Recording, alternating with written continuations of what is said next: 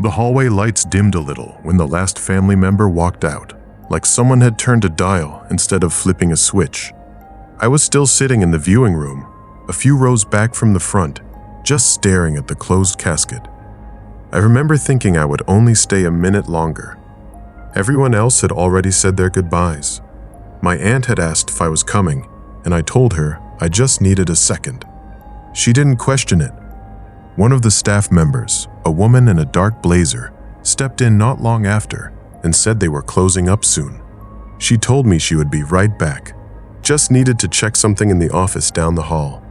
I nodded. It felt normal, quiet but normal. The door didn't fully latch when she left. It stayed slightly open, maybe an inch. At first, nothing felt wrong. The room was still, the kind of still that feels respectful more than empty.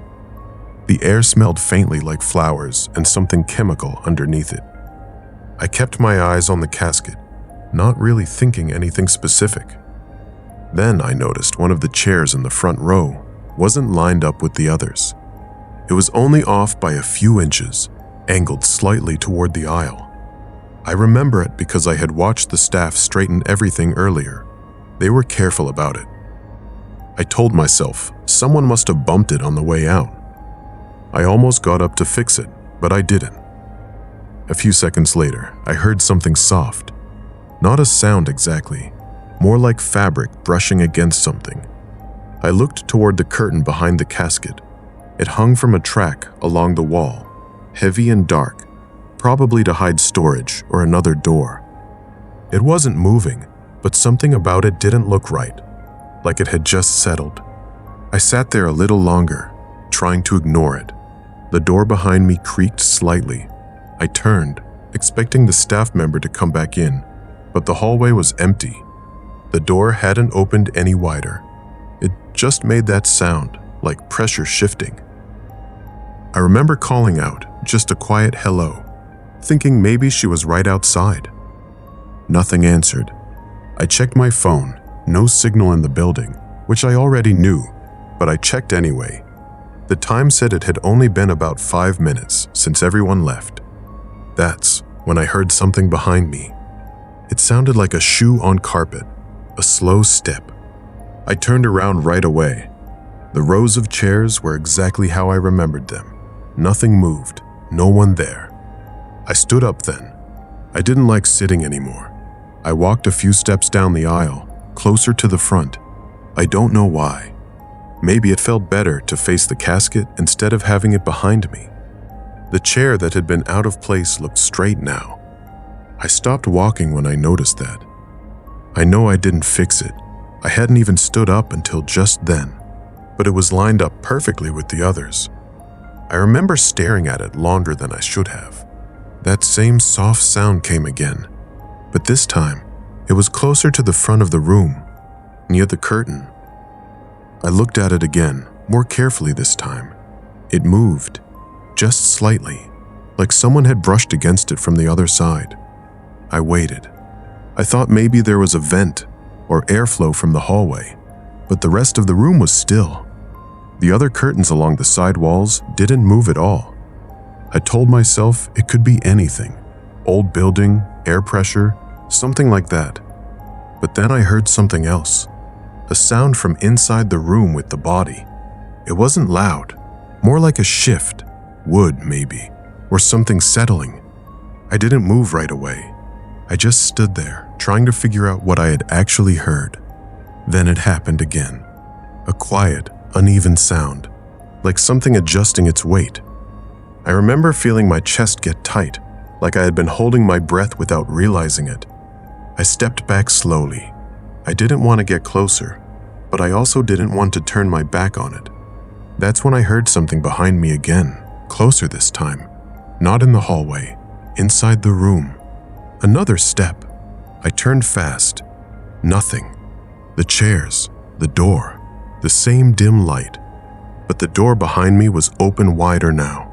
Not just an inch, enough to see more of the hallway. I know I didn't touch it. I started walking toward it, slow at first, then faster. As I passed the front row, I heard something directly to my right, from the casket. Not loud, just a faint contact sound, like fingers tapping lightly against wood. I stopped for a second. I didn't mean to, but I did. And then it came again, not tapping this time, more like something dragging softly along the inside. I didn't look at it, I just kept walking. I reached the door and stepped into the hallway. The lights out there felt brighter, even though they probably weren't. I turned once, just to check. The curtain at the front of the room was moving again, slow, uneven, like someone had just let go of it.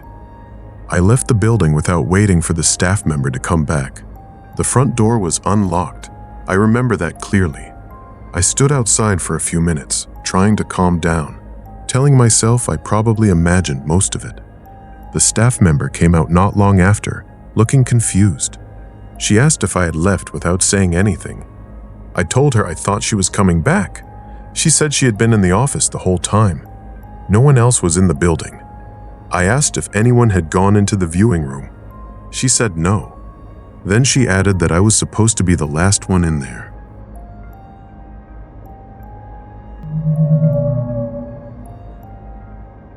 The hallway lights were already on when I got there, but only every other one, so it kind of flickered as I walked down.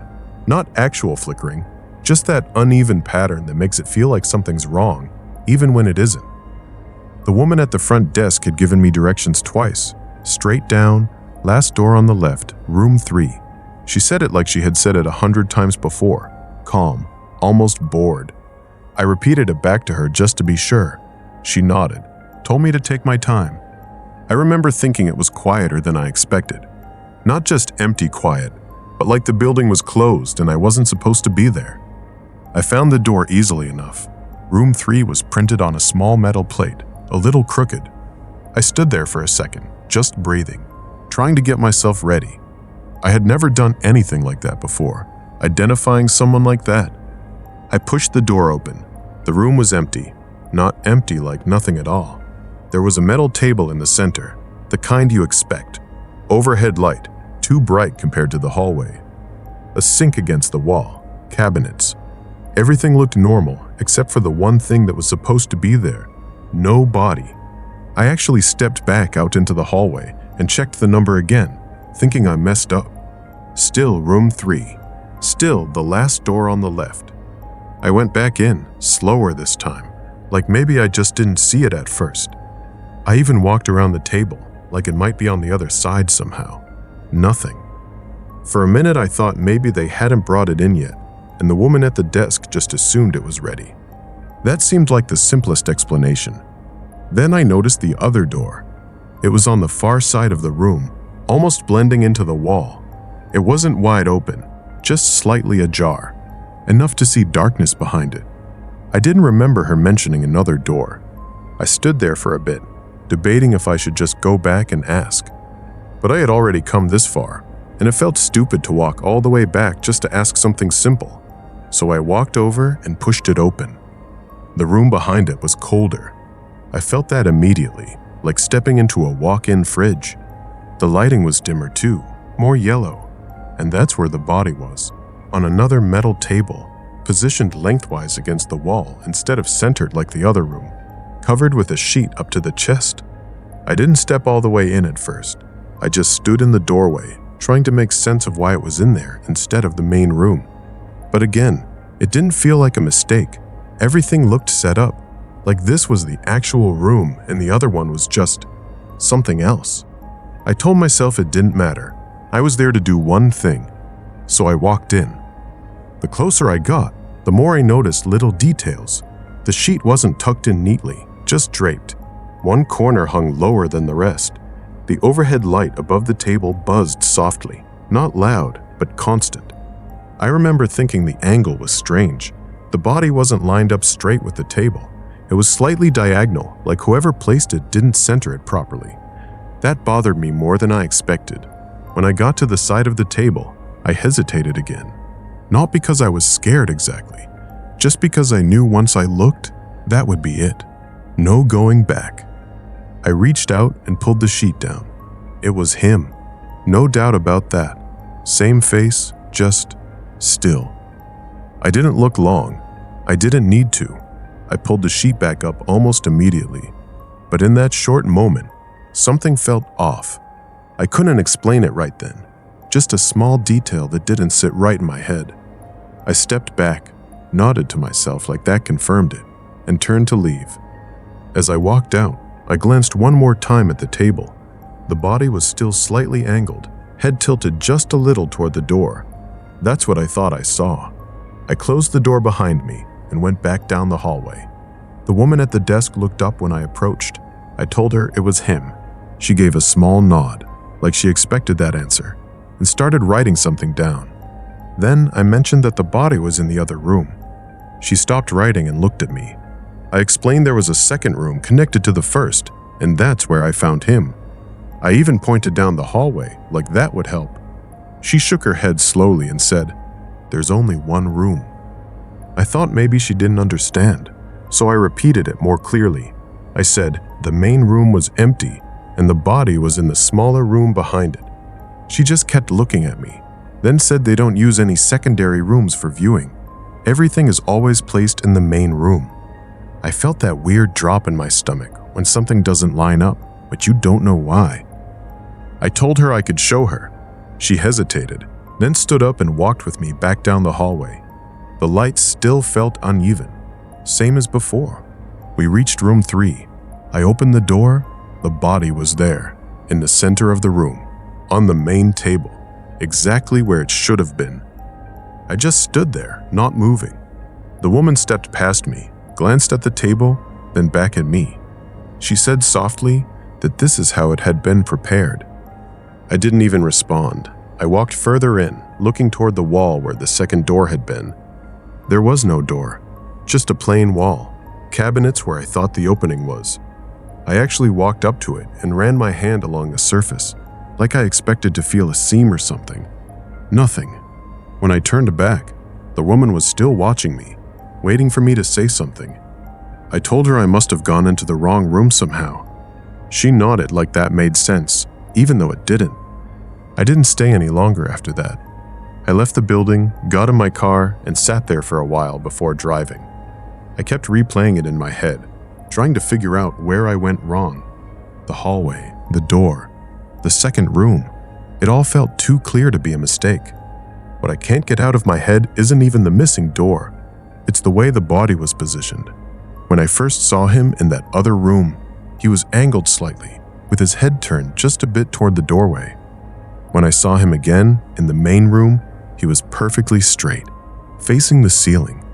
And I keep thinking about that moment before I left the first room, because I'm sure of one thing.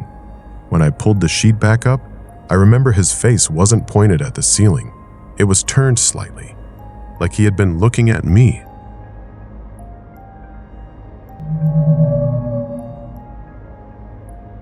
I was halfway through heating instant noodles when my phone buzzed on the counter, and I saw his name pop up again. It was the third time that night.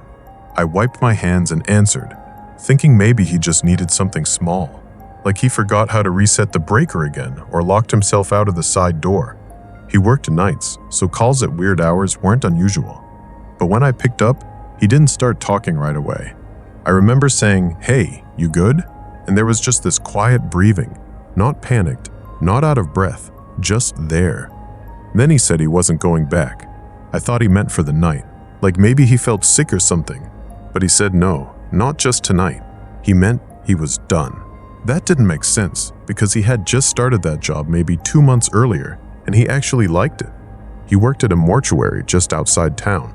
Not a big place, just a small building off a quiet road with some trees behind it. He said most nights were dead quiet. No pun intended. That's just how he described it. Paperwork, cleaning, sometimes helping prep if something came in late. But usually he was alone. He liked that part. Said no one bothered him, and he could listen to music or podcasts while he worked. At first, that's all it was. The first couple weeks, nothing weird. He told me it felt almost boring how normal it was. Like he expected it to feel creepy, but it didn't. Then he started mentioning small things. One night he told me he thought he heard a drawer slide open somewhere in the back. Not loudly, just that metal on track sound. He said he walked back there, checked everything, and all the units were closed. He laughed it off when he told me, said old building, probably just settling or something. A few nights later, he mentioned hearing a door click. Same thing. Checked it, nothing out of place. It was always small like that, easy to explain. Then it shifted a little. He said one night he came back from the office after doing paperwork, and one of the trays was pulled out just a few inches, not fully open, just enough that you'd notice if you were looking. He told me he knew he had pushed everything in before leaving the room. He said he always double-checked, like a habit. Still, he brushed it off, said maybe he didn't push it all the way. After that, it started happening more often. Not every night, just enough that he noticed. A drawer slightly open, a cabinet door not fully shut. Once, he said a sheet on one of the tables looked like it had shifted, like someone had tugged it and let go. That was when he stopped joking about it. I remember asking him if maybe someone else had access to the place, like another worker stopping by. He said no. He had the only key during his shift, and the owner lived out of town and only came in during the day. He started keeping track after that. He told me he'd walk through the back room, check everything, make sure every drawer was closed, every door latched. Then he'd go sit in the office for a while, and every now and then he'd hear something. Not loud, not dramatic, just a soft metal sound or a faint thud. Every time he'd go check, and every time something would be slightly off. He started calling me more during his shifts after that, not in a scared way, just like he didn't want to be completely alone. That night, the night he quit, he called me before everything happened. He sounded tired, said it had been quiet so far, which almost made it worse. We were just talking about normal stuff. I was cooking, he was sitting in the office. Then he went quiet mid-sentence.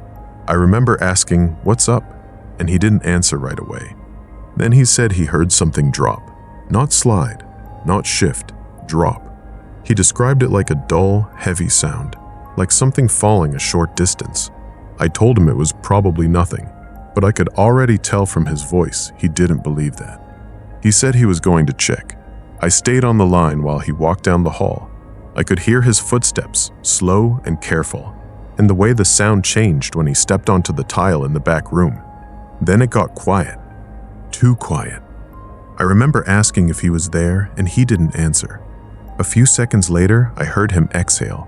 Not loud, just like the air left him all at once. Then he said one of the drawers was open. Not just cracked, open. I asked him if that was where the sound came from. He said yeah, it had to be. Then I asked what was inside. He didn't answer. I thought maybe the call dropped or something, but I could still hear him breathing. I asked again, "What do you see?" And he just said, "I'm leaving." Just like that, flat, no hesitation. I heard movement, fast this time. His footsteps going back down the hall, quicker, not trying to be quiet anymore.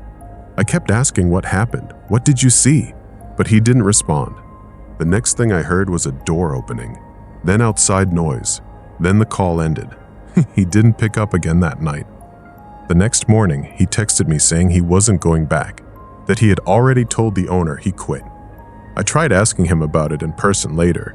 At first, he just avoided it, changed the subject, said it wasn't a big deal. But I pushed a little, and he finally told me that when he walked in, that drawer was already pulled out, and he knew for a fact it had been closed earlier. He said the sheet inside looked wrong, like it had been moved, not removed, not gone, just not how it should be. I asked him what was under it. He didn't answer that part. He just shook his head and said he didn't want to talk about it. I tried one last time, just asking plainly what he saw. He paused for a long time, then said he didn't think it was the same as when he checked earlier. That was it. He never went back, and he won't say exactly what he saw inside.